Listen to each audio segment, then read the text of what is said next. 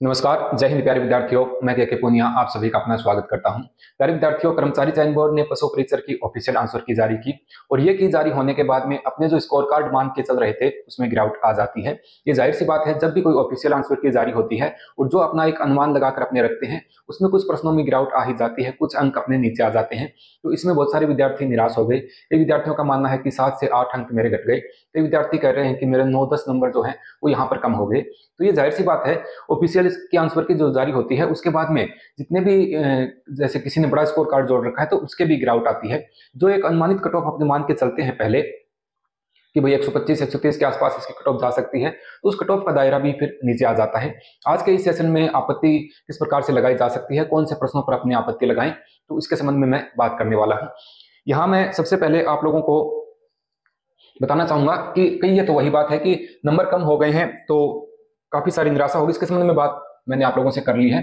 Number कम हो गए हैं तो निराशा नहीं लानी है अपने, क्योंकि नंबर कम हुए हैं तो जितने भी कैंडिडेट हैं सभी के नंबर कम ही हुए हैं। कोई 2% ऐसे अभ्यर्थी हो सकते हैं जिनका एक आध कोई प्रश्न बढ़ गया हो।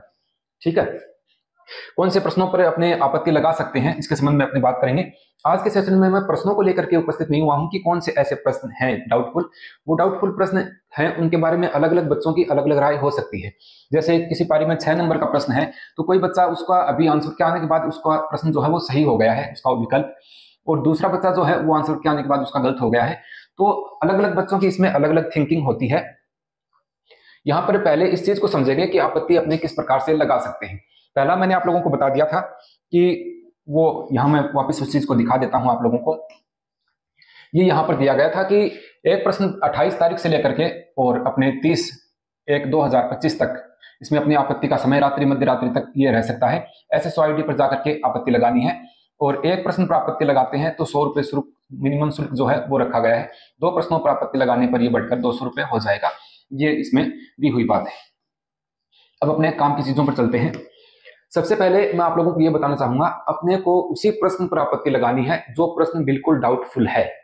ठीक है, क्योंकि आगे आपत्ति लगाते हैं तो इस प्रकार के विकल्प अपने सामने आएंगे। मैं इन चीजों को भी आपको समझाने वाला हूं, क्योंकि अनावश्यक आपत्ति अपने किसी प्रश्न पर लगाते हैं तो उसका कोई सार नहीं निकलता है, वो आपत्ति आपकी निरस्त हो जाती है। क्योंकि आपत्ति लगाएंगे तो उसके साथ जो प्रमाणित बुकें हैं उनके प्रूफ भी अपने को सेंड करने पड़ते हैं। मास्टर पेपर जो है इन्होंने दिया है वो, और उसमें आपके रोल नंबर और कौन से प्रश्न पर आपत्ति लगा रहे हो वो क्रमांक भी इसमें सेंड करना पड़ता है। ठीक है, तो पहले सबसे पहले इस प्रोसेस को आप समझ लीजिएगा। पशु परिचर भर्ती आपत्ति में सबसे पहले अपने को अपनी SSOID पर जाना है। किसी ई मित्र के माध्यम से भी आप इन चीजों को कर सकते हैं। उसके बाद एक PDF फाइल अपने को बनानी होती है। यहाँ पर उस PDF फाइल को अपने खोलते हैं आगे SSOID पर जाकर के, तो उसमें अपने सामने इस प्रकार के विकल्प जो हैं वो अपने सामने आते हैं।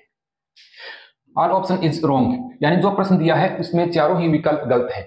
यानी जो क्वेश्चन दिया गया है उसमें नीचे दिए गए विकल्पों में उसका कोई सही आंसर नहीं आ रहा है। तो ये पहला विकल्प अपने सामने यहाँ पर आ जाता है। ठीक है, इसमें अगर आपको लगता है कि चारों ऑप्शन ही गलत हैं, इसमें जो उत्तर इसका होना चाहिए वो एक्चुअल में है ही नहीं, तो यहाँ पर ये ऑप्शन अपने उसमें चूज कर सकते हैं। ठीक है, ये पहला ऑप्शन है। उसके बाद में दूसरे पे अपने बात करते हैं, डिफरेंट इन हिंदी और इंग्लिश। हिंदी और इंग्लिश दोनों वर्जन में अपने जो पेपर है वो आता है।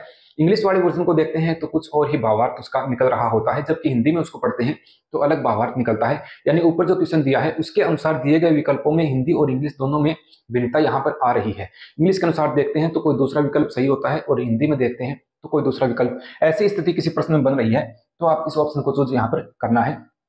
उसके बाद में ये आउट ऑफ सिलेबस है।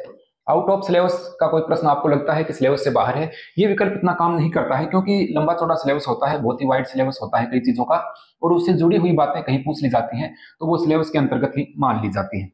फिर भी यदि आपको लगता है कि सिलेबस से बाहर कोई प्रश्न पूछा गया है तो भी अपने पास विकल्प आता है क्वेश्चन इज रॉन्ग। जो प्रश्न दिया गया है वो प्रश्न ही सही नहीं है, दिए गए विकल्पों के अनुसार प्रश्न जो है वो गलत प्रतीत हो रहा है, तो ऐसा है तो इसको इस पर अपने को चूज करना है।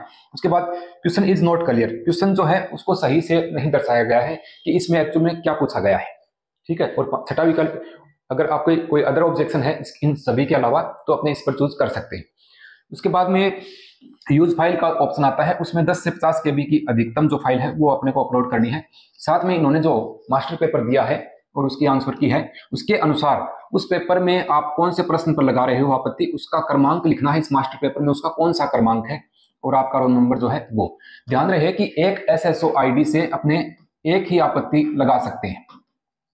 एक SSO ID से एक व्यक्ति की ही जो आपत्ति है वो लग सकती है। ऐसा नहीं कि मैं मेरी SSO ID से आपकी भी आपत्तियां लगा दूं, किसी अन्य प्रश्नों की, और कोई दूसरा कैंडिडेट है उसकी भी मेरे SSO ID से लगा दूं, ऐसा नहीं होगा। एक SSO ID से एक आपत्ति अपनी यहाँ पर लगा सकते हैं। 2 प्रश्नों पर आपत्ति है तो एक SSO ID से 2 प्रश्नों पर लगा सकते हैं, लेकिन किसी थर्ड पर्सन की, क्योंकि रोल नंबर यहाँ पर मेंशन करने होते हैं, किसी तीसरे की यहाँ पर अपनी आईडी से यहाँ पर आपत्ति नहीं लगाई जा सकती है। आशा करता हूं ये बात आपके समझ में आ गई होगी। अब आगे चलते हैं और कुछ महत्वपूर्ण बातें। देखिए, जो प्रश्न बिल्कुल ही आपको डाउटफुल लग रहा है उसी पर ही आपत्ति अपने को लगानी है। अनावश्यक आपत्ति लगा करके अनावश्यक खर्चा नहीं करना है, क्योंकि अनावश्यक लगाई गई आपत्तियां रद्द हो जाती हैं, उसमें कोई साफ नहीं निकलता है। एक विद्यार्थी का यह मानना था, डिलीट किए गए प्रश्न जो हैं, जो बोर्ड ने 4 प्रश्नों को डिलीट कर दिया है, क्या इन प्रश्नों को भी पुनः सही करवाया जा सकता है? जी बिल्कुल, डिलीट हुआ जो प्रश्न है उस पर भी आपत्ति लगाई जा सकती है। डिलीट प्रश्न पर भी आपत्ति लगाई जा सकती है, ठीक है। और अन्य प्रश्न जो कोई डाउटफुल, जैसे कोई तेजाजी का मेला है या पुष्कर उसका सही